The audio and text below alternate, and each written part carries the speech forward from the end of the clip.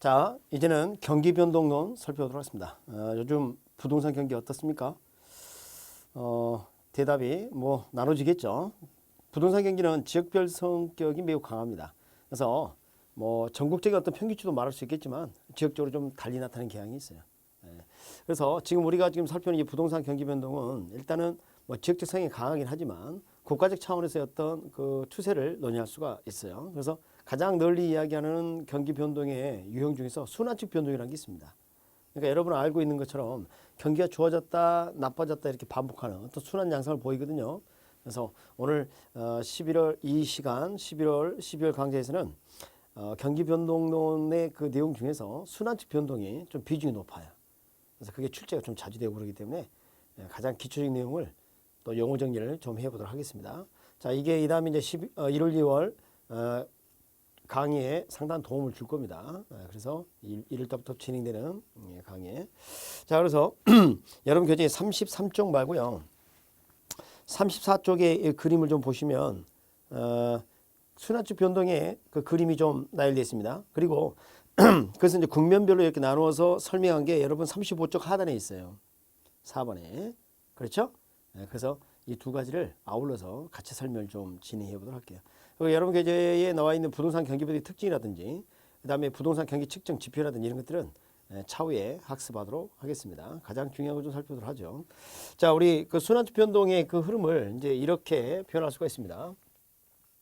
경기가 좋아졌다가 나빠졌다, 좋아졌다, 나빴다 이런 이제 반복합니다. 이런 게 이제 경기 순환이라고 그래요. 경기 순환. 그래서 지금 봐보면 말이죠. 형이 이렇게 나눠서 표현할 수가 있어요. 자, 경기가 좋아졌다가 나빠졌다가 좋아졌다 나빠졌다 반복한다는 거죠. 그리고 이것은 이제 학자들이 이제 그 뭐 2분을 하는 학자도 있고요. 뭐 4분을 하는 학자도 있는데요. 지금 널리 쓰이고 있는 게 4분법입니다. 그래서 이 4분법의 내용을 한번 살펴보도록 하겠습니다. 자, 이 바닥을 이제 저점이라고 합니다. 이제 트롭, 그래서 이제 계곡이라고 부르기도 해요. 계곡. 그다음에 이 꼭대기를 정점이라 하고요. 또는 피크, 정상 이렇게도 불러요. 피크를 하고요. 그다음에 다시 저점, 계곡 이렇게 볼 수가 있어요. 바닥치고 이렇게 좋아졌다가 나빠졌다 이렇게 반복한다는 거죠. 자, 저런 용어들을 다 아셔야 합니다. 나중에 이제 우리 부동산 경기 변동은 일반 경기에 비해서 저점 깊고 정점 높다 이런 표현을 쓰거든요. 그럼 진폭이 크다 이런 표현을 또 할 거란 말이죠. 그래서 저런 용어를 숙지를 해야 합니다. 그다음에 바닥치고 이렇게 좋아질 이런 상황을 뭐라 하냐면 회복이라 그래요. 회복. 우리 수술 끝나면 무슨 실이 가죠? 회복실이 가죠. 그런 것처럼. 그 다음에 이렇게 가게 되면 이걸 뭐라 하냐면 상향 또는 호황 이렇게 합니다. 상향, 호황 이렇게.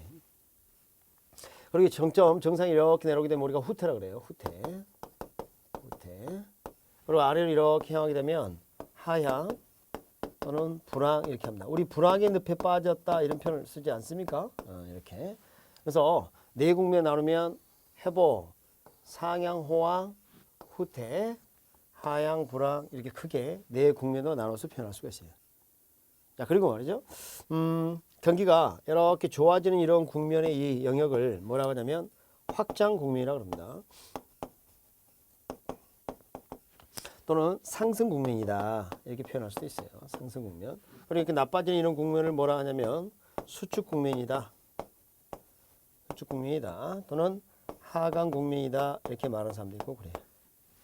자, 그리고 저점에서 다시 저점까지 이렇게 되돌아왔죠? 처음 출발했던 점으로 다시 되돌아와서 원상태가 되게 되면 이건 이제 주기라 그래. 주기라고 합니다. 한 주기가 끝났구나 이렇게 볼 수 있어요. 주기는 자 정점에서 정점까지를 한 주기를 할 수도 있어요. 그 다음에 여기 추세의 중간점에서 중간점 이것도 주기가 됩니다. 처음에 출발했던 점으로 다시 되돌아오면 이 한 주기가 끝났다 이렇게 볼 수가 있어요. 주기라고 합니다. 그 다음에 이렇게 진동의 폭을 뭐라 하냐면 진폭 이렇게 표현합니다. 진동의 폭을 뭐라 한다? 진폭. 그래서 이 다음에 이제 이런 표현들을 이해할 수 있을 거라고요. 부동산 경기는 일반 경기에 비해서 주기가 길고 진폭이 크다 또는 진폭이 크다는 표현을 저점 깊고 정점 높다 이런 식으로 표현을 해요. 아시겠죠? 그러니까 저 용어를 아셔야 돼요. 아시겠죠? 자, 그렇게 아셔야 되겠고요. 자, 그러면 이 그림을 자세히 한번 봐봅니다. 지금 여기는 경기가 좋아지고 있는 국면이고요. 이게 지금 나빠지고 있는 국면이에요. 자, 그리고 말이죠. 지금 여기 가격이 되게 상승할 가능성이 높습니다. 그래서 여기 분위기는 말이죠. 파는 사람 매도자 공급자죠. 사는 사람 매수자 수요자죠. 둘을 비교했을 때 매수자가 매도자보다 더 많은 상황입니다. 가격이 상승하고 있는 상황이에요. 알겠죠? 그 다음에 여기는 이제 어떤 상황이냐면 매도자 파는 사람과 매수자 사는 사람을 비교했을 때 매도자가 더 많은 상황입니다. 자, 우리 한번 생각해 봅시다. 전에 우리 초과 수요, 초과 공급 배웠었죠? 초과 수요가 뭐였었죠? 초과 많다. 뭐가? 수요가. 초과 수요가 되면 가격이 어떻게 돼요? 상승한다 그랬죠? 그게 여기에요, 여기. 여기 봐요. 여기는 어떻게 돼? 매도자가 매수자를 비교했을 때 매도자가 많죠? 그럼 초과 공급이죠? 초과 공급 뭐가 많다? 공급이 많다. 그럼 가격이 어떻게 된다 그랬죠? 하락한다. 그렇게 배웠었습니다. 기억이 나십니까? 그래서 그 논리가 이게 그대로 젖어 있는 거예요. 그런데 말이죠. 이제 좀 주의를 해야 될 게 있습니다. 자, 매도자와 매수자가 이렇게 있을 때 지금 이 상황에서는 지금 분위기가 사자가 대세인데 이 시장 제목을 붙일 때 매도자 시장이라 부르는 게 어울릴까요? 매수자 시장이라 부르는 게 어울릴까요? 많은 수험생들이 아마 머릿속에 매수자 시장이라고 떠올렸을 가능성이 있는데요. 이것을 매도자 시장이라고 부른다. 셀러스 마켓. 매수자 시장이 아니라 그 다음에 여기 봐요. 여기는 매수자 시장이라고 부릅니다. 바이어스 마켓. 왜 이런 표현을 쓰는지를 아셔야 합니다. 보통 우리 수험생들이 매수자가 많으면 매수자가 많으니까 매수자 시장이지 농산물을 파는 곳은 농산물을 많이 파니까 농산물 시장이지 뭐 이렇게 생각한단 말이에요. 여러분 여기서 매수자를 파는 시장이 아니에요. 착각하지 마세요. 매수자가 상품 아닙니다. 착각하지 마세요. 그래서 지금 뭐냐면 시장이 주도권을 누가 쥐고 있느냐 이 말이에요. 자, 매수자가 많고 매도자가 적다는 이야기는 시장이 주도권을 누가 쥐고 있다? 매도자가 쥐고 있다는 겁니다. 무슨 말인지 아시겠죠? 자, 물건을 살 사람이 많고 팔 사람이 적게 되면 시장의 주도권은 매도자가 진다는 겁니다. 매도자가. 그래서 매도자 시장이라고 부릅니다. 여기는 반대로 파는 사람이 많고 사는 사람이 적어요. 그러니까 누가 목소리가 커요? 오히려 매수자가 크죠. 그래서 여기서 매수자 시장이라고 합니다. 자, 그래서 우리 수험생들이 이제 제일 힘든 게 이거예요. 헷갈린다는 거예요. 헷갈리면 이제 문제가 되는 겁니다. 그래서 정확하게 구분해 내야 하는데 이렇게 하자고요. 자, 여기 봐보면 말이죠. 이렇게 고개를 이렇게 쳐드는 이런 아가씨들 보면 좀 도도해요. 그래서 이건 도도한 그녀 매도자 시장 이렇게 하자고요. 여기는 고개 숙인 그녀 수구리 매수자 시장 이렇게 기억하자고요. 아시겠죠? 응? 자, 회복 상향 어때요? 도도한 그녀 무슨 시장? 매도자 시장. 후퇴 하향 고개 숙인 그녀 수구리 무슨 시장? 매수자 시장 이렇게 기억을 합니다. 시장 제목은 그렇게 기억을 합니다. 아시겠죠? 시장 제목은 저걸로 기억을 끝내야 합니다. 반드시 그렇게 해주시기 바랍니다. 근데 말이죠. 이제 시장 제목을 이렇게 붙였어요. 근데 시장 상황을 한번 봐봅니다. 지금 여기 어떤 상황입니까? 지금 어떤 상황이에요? 가격이 좀 오르고 있는 상황 맞지요? 이런 그림을 보면서 이제 한번 대답을 해보도록 합니다. 자, 매도자가 많아요? 매수자가 많아요? 매수자가 많은 시장입니다. 초과 수요죠. 가격이 오르고 있죠. 맞습니까? 그러면 지금 중개사무소라든지 시장에 물건을 구입하기 위한 매수자가 많이 와요? 매도자가 많이 와요? 매수자가 많이 오죠. 그러면 누가 거래 성립 시기를 앞당기려는 사람이죠? 매수자죠. 그러니까 매수자가 많이 왔겠죠. 그러니까 매수자가 거래 성립 시기를 앞당기려고요. 매도자가 거래 성립 시기를 늦추려는 그런 경향이 시장이 여기에요. 아시겠죠? 자, 그럼 중개사무소에 매수자가 많이 와요? 매도자가 많이 와요? 매수자가 많이 오죠? 매수자가 흔합니다. 그럼 여러분 누구를 더 중시해야 합니까? 매도자를 중시해야죠. 매도자를. 그럼 여러분은 매도자 중시화 이렇게 되는 겁니다. 무슨 말씀인지 알겠죠? 또 봐야 될 게 있어요. 자, 요 시장에서 요 시장 상황에서 지금 새로운 거래가 이루어집니다. 얘가 새로운 거래를 할 때 이 부동산 가격이 얼마인지가 좀 궁금했어요. 근데 말이죠. 이 유사 부동산이 이전에 거래된 사례가 있어요. 봤더니 얼마에 거래됐냐면 2억이 거래됐대요. 다시 한번. 지금 새로운 거래를 하고 싶은데요. 과거에 거래된 사례가 있어요. 얼마냐면 2억이래요. 내 부동산과 유사한 부동산이 2억이 거래됐대요. 지금 경기가 지금 좋아지는 국면 맞지요? 그럼 봐요. 과거의 사례 가격이 있다면 새로운 거래 가격보다 낮은 수준이에요. 그래서 지금 새로운 거래 가격은 이 2억보다 더 낮아서는 안 되는 겁니다. 맞죠? 그래서 과거의 사례 가격은 새로운 거래의 무슨 선? 하한선의 역할을 한다. 이렇게 볼 수 있어요. 하한선의 역할을 한다. 아시겠죠? 상당히 중요합니다. 그럼 얘기 한번 봐보죠. 자, 여기는 이제 어떤 상황입니까? 매도자가 많아요? 매수자가 많아요? 매도자가 많죠. 누가 더 거래 성립시를 앞당기려 하죠? 매도자가. 맞습니까? 그리고 매수자는 거래를 늦추려 합니다. 늦추랍니다. 그럼 중개사무소 누가 많이 옵니까? 매도자가 많이 오죠. 그렇죠? 예, 그리고 여러분 누굴 중시합니까? 매수자를 중시한다. 매수자를 중시한다. 그런 특징이 있습니다. 그래서 요 그림을 가지고 모든 것을 해결하면 돼요. 모든 걸. 그럼 또 이거 한번 봐보도록 합니다. 지금 새로운 거래가 여기서 이루어집니다. 여기서. 그래서 이 부동산이 얼마인지 궁금합니다. 봤더니 과거에 거래된 사례가 있어요. 그럼 이게 이제 예를 들어서 4억이 거래됐다 칠게요. 그러면 새로운 거래의 이 가격은 이 4억보다 더 비싸기 힘들어요. 이거보다 더 올라가기 힘들다는 거죠. 그래서 과거의 사례 가격은 새로운 거래에 있어서 상한선의 역할을 한다는 거죠. 상한선의 역할을 한다. 여기 이제 출제됐을 때 여러분이 득점하기 상당히 힘든 내용이에요. 그래서 다른 자지구란 이런 내용보다 가장 출제가 많이 되고 중요한 내용을 한번 다뤄봤습니다. 다시 한번 정리해 볼까요? 자, 여기 고개를 쳐들죠. 도도한 그녀 무슨 시장이라고 부르죠? 매도자 시장. 여기는 고개 숙인 그녀 수구리 매수자 시장. 자, 여기 매수자가 많이 온다, 매도자가 많이 온다? 매수자가. 가격이 오르고 있지 않습니까? 누가 거래 성립시기를 앞당기려 한다? 매수자가. 거래 성립시기를 매도자는 늦추려 합니다. 중개사무소 매수자가 많이 오죠? 누가 귀합니까? 매도자가 귀하죠. 매도자 중시화가 나타납니다. 이 왼쪽은. 그리고 이제 매방 중시화라고 한자를 쓰게 된다면 그 매자는 팔매자를 써요. 팔매자를. 그다음에 얘기해 보죠. 참, 그리고 과거의 사립 가격은 새로운 거래에 비해서 낮은 가격 수준이죠. 따라서 새로운 거래 가격은 그 낮은 가격보다 더 떨어져서는 안 돼요. 그러니까 과거의 사립 가격은 새로운 거래에 무슨 선? 하한선의 역할을 합니다. 자, 여기는 어떻게 됩니까 이제? 자, 고개 숙인 그죠? 수구리 매수자 시장이라 일단 제목을 붙였죠. 그건 따로 기억하세요. 시장 제목은 따로 기억하시기 바랍니다. 지금 값이 떨어지고 있는데요. 왜 그래요? 누가 많아서? 매도자가 많아서 그렇죠. 초과 공급이죠. 맞습니까? 중개사무소 누가 많이 옵니까? 매도자가 많이 오죠. 그럼 누가 더 거래 성립시를 앞당기려 하죠? 매도자가 앞당기려 하죠. 누가 거래를 늦추려 하고? 매수자가. 그리고 여러분 중개사무소에 매도자가 많이 온다 그랬죠? 그럼 누구를 중시해야 됩니까? 매수자를 중시해야죠. 매수자를 중시해야죠. 그렇죠? 그리고 새로운 거래가 일어났습니다. 근데 유사부동산이 과거에 거래된 사례가 있어요. 그럼 과거의 사례 가격은 지금 입장에서 보면 높은 가격이에요. 과거의 사례 가격은 새로운 거래에 있어서 더 오르기 힘든 상한선의 역할을 한다. 이렇게 볼 수 있습니다. 좀 경기 변동의 순환적 변동을 한번 살펴봤습니다. 실제 가장 많이 되는 거니까.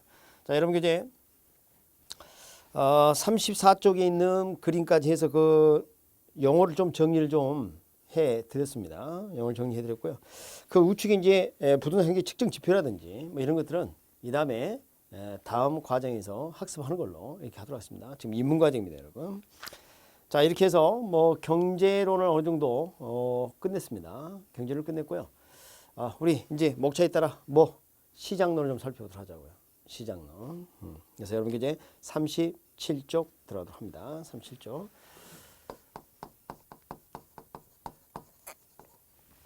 먼저 이 시장의 내용을 조금 좀 살펴보고 개념 정리 좀 해보도록 하죠. 자, 이제 경제학에서는 이제 시장이라고 했을 때는 말이죠. 제한화 서비스가 거래되는 추상적 조직이나 기구라고 정의 좀 합니다. 왜 이렇게 정의를 할 수밖에 없었을까? 이런 이유 때문입니다. 지금 여러분이 아시는 어떤 동종 유사한 상품을 진열해서 판매하는 장소가 있는 시장이 있습니다.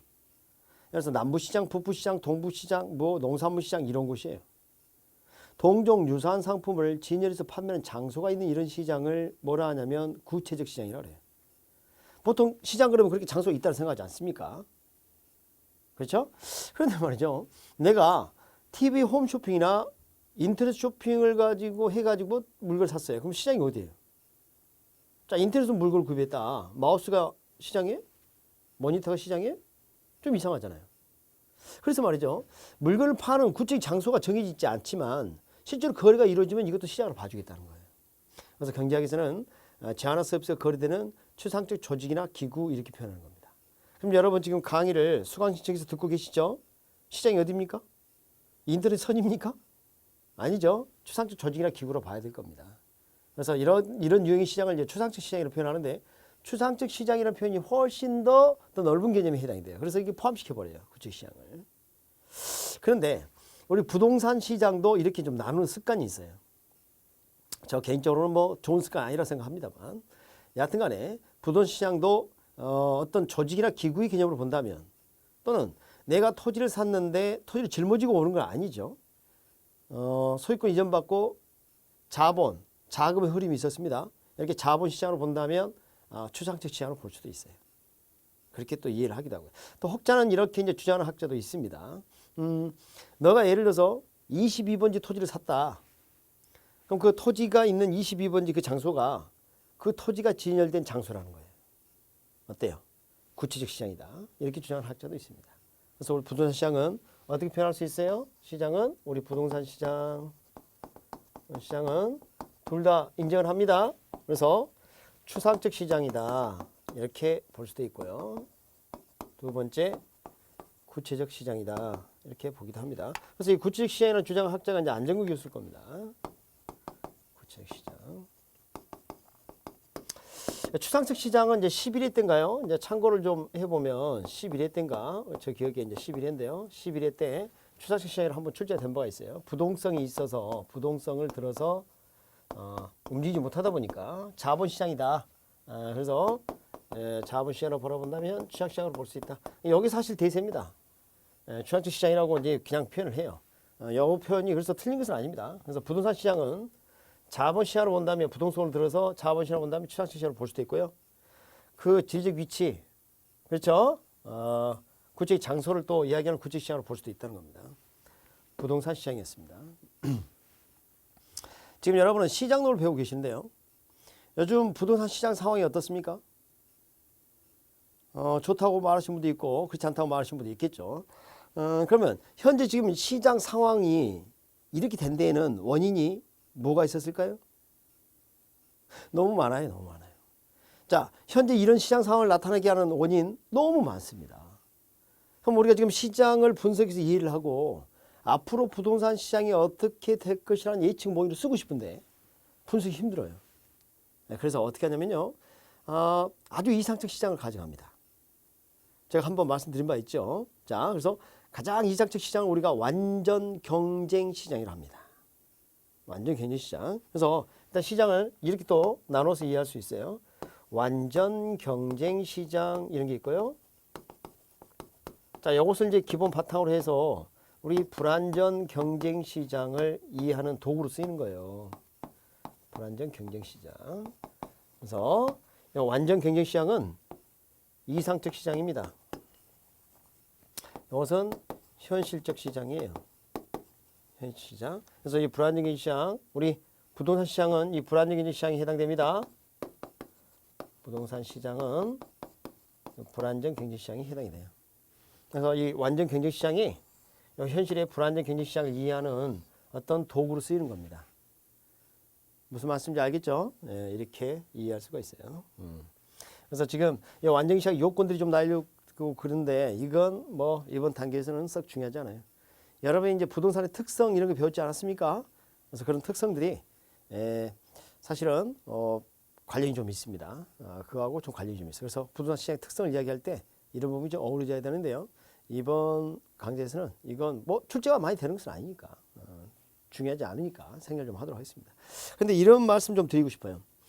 여러분이 경제에서 수요 공급 비율을 배우지 않았습니까? 사실은 그거 말이죠. 완전 경쟁 시장을 기본 틀로 했어요. 그렇지 않으면 분석이 힘드니까요. 아까 그랬죠. 시장 상황들은 여러 가지 원인에 따라서 나타나는 그런 결과를 포함하고 있기 때문에 그냥 분석이 힘들단 말이죠. 그래서 백지처럼 깨끗한 가정을 했어요. 그리고 가격이 변했을 때, 그렇죠? 제품이 뭐 질이 변했을 때 막 이렇게 하면서 그래프를 한번 도출해 보지 않았습니까? 그래서 완전 경쟁 시장을 기본 틀어 해서 현실 시장을 설명하는 도구로 쓰인다는 겁니다. 그렇게만 알아두시면 되겠습니다. 자, 여러분 교재 순서에 따라 39쪽을 좀 보도록 합니다. 39쪽. 거기 보면 부동산 시장의 특성이 있습니다. 여러분 부동산의 특성을 배운 적 있어요. 자, 부동산 특성 어떻게 됩니까? 토지와 건물을 크게 나눠서 설명해 드린 바 있었죠. 토지의 자연적 특성 기억납니까? 자연적 특성. 자, 한번 머릿속 떠올려봐요. 자, 뭐 부동성 이런 거 배웠어요. 기억나세요? 그래서 영속성, 그다음 부증성, 개별성, 인접성 이런 것들을 배웠어요. 그럼 또 어떻게 했어요? 이 문제 특성은 변화 분할 가능성, 용도의 다양성, 위치의 가변성 그런 걸 배우지 않았습니까? 자, 부동산의 특성을 배웠었는데 지금 여러분 교재 39쪽을 보니까 제목이 뭐라 되어 있냐면 부동산 시장의 특성 이렇게 되어 있어요. 여러분 어물점 가면 어물을 팝니다. 그죠? 그럼 생선 비린내가 나요. 그와 마찬가지로 부동산 시장에서는 부동산을 거래할 건데요. 부동산 냄새 납니다. 부동산 냄새 나요. 자, 부동산의 특성이 그래서 부동산 시장의 특성이 그대로 녹아 있다는 겁니다. 사실은 출제가 되더라도 틀리기 좀 쉬운 파트예요. 아니 틀리지 않게 될 가능성이 높은 파트예요. 그러니까 틀릴 가능성이 거의 없는 파트예요. 그래서 틀리기 쉬운 파트가 아니라 틀리기 어려운 파트입니다. 그래서 지금 양가를 1번 한번 봐보도록 하겠습니다. 부동산 시장의 국지성이라는 표현이 보이십니까? 자, 국지성이란 표현 밑줄 한번 그어보도록 할까요? 그러셨어요? 자, 국지가 뭐예요? 국한된 지역이라는 뜻이에요. 여러분 국지성 강우라고 들어본 적 있죠? 특정 지역이 국한돼서 내리는 비를 국지성 강우라 그래요. 그래서 우리 부동산 시장은 국지성을 갖습니다. 왜 그랬을까요? 그래요. 부동성 때문이에요. 부동성.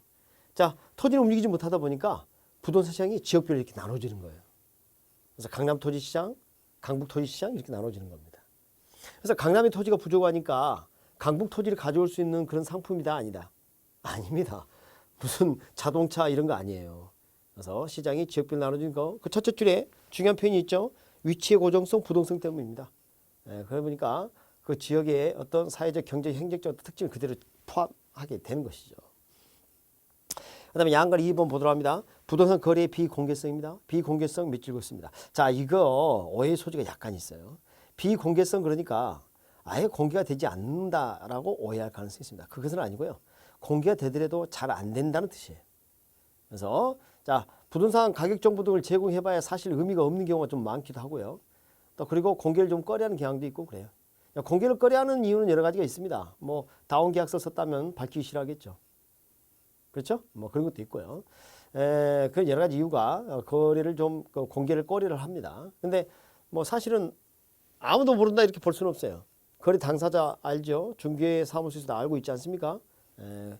근데 이제 요즘 하도 뭐 불법적 거래를 왜냐하면 이제 세금 관계 이런 게 생각이 나기 때문에 아무래도 공개를 좀 꺼려하는 그런 경향이 있습니다. 그다음에 이제 두 번째 공개돼봐야 좀 의미가 없는 것도 좀 있어요. 예를 들어서 특정 아파트 단지에 A동에 아파트가 팔렸어요. 근데 그 아파트 A동의 아파트는 모두 다 같은 가격이라 말할 수도 없잖아요. 그러니까 이게 개별성이 강해서 그렇습니다. 예를 들어서 100m 떨어져 있는 두 문방구에서 여기에서 만약에 예를 들어서 모나미 볼펜을 300으로 팔았다. 100m 떨어진 여기에서도 모나미 볼펜 300으로 판단 말이죠. 그러니까 일반 제약 같은 경우는 큰 가격 차이가 없어요. 동질성이 강하고 말이죠. 근데 부동산은 그런 것 때문에 공개해도 의미가 좀 없는 경우가 많다. 그 다음에 양가로 3번 보도록 합니다. 비표준화성입니다. 비표준화성. 표준화가 쉽지 않습니다. 선생님, 아파트를 단지를 이렇게 조성하잖아요. 그러면 그거 표준화된 거 아닙니까? 이렇게 이제 생각할 수가 있는데요. 그렇지가 않아요. 자, 동마다 모두 그 분양가액이 같다로 좀 말할 수는 없어요. 평균적으로 비슷하긴 하겠지만. 여러분, 같은 동의를 하더라도 로얄층이 있고 그렇지 않습니까? 심지어는. 높낮이에 따라 또 다를 수도 있고 그래요. 이게 표준화가 쉬운 게 아니에요. 일반 제약으로 좀 상황이 다르죠. 그것 때문입니다. 그래서 이제 표준화 잘 안 되는 이유가 또 여러 가지입니다. 뭐 지역별 시장이 나눠지기 때문이다. 그 다음에 동일한 물건이 없기 때문이다. 뭐 이런 것들이 다 표준화를 어렵게 하는 거죠. 지금 제목만 기억하시면 되겠습니다. 양가로 4번 부동산 시장의 비조직성입니다. 조직화가 쉽지가 않아요. 강남 토지 해남 땅끝 대리점 이런 거 없어요. 도매점, 소매점 이런 식으로 운영되기는 힘들죠. 그래서 조직하기 쉽지 않다. 자, 5번 보도록 합니다. 수급 조절의 혼란성. 수급 밑줄 그어볼까요? 수급이 무슨 뜻일까요? 수요와 공급의 줄임말입니다. 자, 이거 말이지. 어디서 들어본 것 같긴 해요. 아까 탄력성 할 때 잠깐 말씀드렸어요. 자, 탄력성 결과가 양의 변화를 했는데 부동산 수요 공급의 양은 변화가 잘 되는 편이다 아니다? 아니다는 거죠. 그래서 수급 조절이 쉽지가 않다는 겁니다. 그래서 비탄력적으로 배우지 않았습니까? 맞죠? 그래서 수요와 공급이 또 그리고 시장이 지역별로 또 나눠져 있지 않습니까? 그렇죠? 그러다 보니까 뭐 강남의 토지가 부족하다 해서 강북의 토지를 가져올 수는 없는 것이고요. 그렇죠? 그 다음에 여러분 이제 다음 페이지 보니까 6번 매매 기간은 장기성입니다. 사고 파일 가는데 시간이 많이 걸려요. 자, 내가 이제 아파트를 구입하기 위해서 저축을 했습니다. 3억 만들었어요. 그래서 시장에 가서 아파트 살려고 했더니 3억 5천이래요. 그러니까 뭡니까? 아파트가 지속적으로 오르고 있고요. 내가 구매력을 축적하는데, 자, 부동산을 구입할 수 있는 자금을 축적하는데 시간이 많이 걸립니다. 또 하나, 내가 가지고 있는 상가가 지금 예를 들어서 20억을 칠게요. 매물을 이렇게 내놓게 되면 금방 팔려요, 안 팔려요? 안 팔립니다. 토지 같은 거 매물을 내놓으면요, 대를 위해서 파는 경우도 있어요. 그래서 매매 기간의 장기성이 특징이 있다. 그 다음에 7번 법적 제한에 과하다. 당연합니다. 내가 가지고 있는 토지는 사유이기 전에 국토 일부죠. 그러니까 정부가 이런 국토에 대해서 거래에 어떤 제한을 두거나 그럴 수도 있습니다. 그리고 이제 국가 경제에 있어서 미치는 영향들이 크기 때문에 많은 제한을 또 가하기도 하죠. 법적 제한이 과하다. 자, 그 다음에 8번 소수의 판매자와 구매자입니다. 다수입니까? 소수입니까? 소수죠. 이게 이제 최근에 출제된 바 있는 내용이에요. 이게 다수의 판매자, 구매자가 아니라는 겁니다. 여러분, 문구점, 문방구에서 파는 볼펜 거래량만큼 많겠어요? 그렇지 않습니다. 그래서 우리 국가 전체의 그 민유지의 약 90%를 10% 이내의 사람들이 다 소유하고 있어요. 사실은. 부동산이 고가인데다가 또 시장이 지역별로 또 나눠져 있기도 하고요. 그렇죠? 그런 이유들 때문에 소수의 판매자, 구매자가 존재하는 시장이다. 이렇게 볼 수가 있어요. 우스갯소리로 말이지. 평생 토지 한 평 차지하지 못하다가 이분이 돌아가시더니 한 평 차지했네. 우스갯소리로 그런 이야기도 합니다. 그런 특징이 좀 있습니다. 부동산 고가이고 또 지역별 시장이 나눠져 있고 그렇기 때문이겠죠. 자, 이렇게 해서 이제 부동산 시장의 특성을 좀 살펴보았습니다. 부동산 시장의 특성. 방금 특성을 살펴봤는데 그 중에서 하나만 제가 좀 적어보도록 할게요. 부동산 시장의 특성. 자, 이 특성 중에 이런 게 있었어요. 거래의 비공개성. 이런 게 있었습니까? 그래서 이 비공개 성향이라고 이해하세요. 공개가 아예 안 된다 이렇게 생각하지 마시고. 자, 특성 하나 이렇게 했고요. 자, 여러분 교재를 보니까 이제 부동산 시장의 기능이 있을 겁니다. 부동산 시장의 기능. 자, 이 부동산 시장의 기능은 시장의 기능입니다. 그게 부동산이든 일반 제어든 이 시장 기능은 유사해요. 시장이 어떤 역할을 하는 거 봅시다. 수요자와 공급자가 있다. 둘이 이렇게 교환을 해주게 하는 교환 기능이 있어요. 부동산은 몇 차원 공간이죠? 3차원 공간이죠. 공급자가 이렇게 넘겨진 것은 공간 그리고 자원 배분. 공간 및 자원 배분 기능을 한다. 대가를 치러야 되겠죠? 가격이 창조되고 파괴되는. 그리고 질과 양의 조절 기능. 그리고 정보 제공 기능. 이런 것들이 이제 기능입니다. 자, 이 중에서 이제 중요한 게 뭐냐면 자원 배분 기능이에요. 지금 여러분 손에 들고 있는 필기구 이거 어디서 났어요?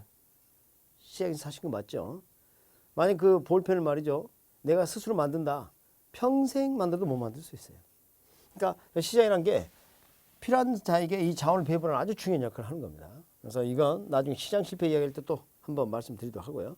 일단 놔두고요. 가장 중요한 기능 중 하나다. 이것만 기억하세요. 여기 보니까 뭐가 나와 있냐면 정보 제공이라는 표현이 있어요.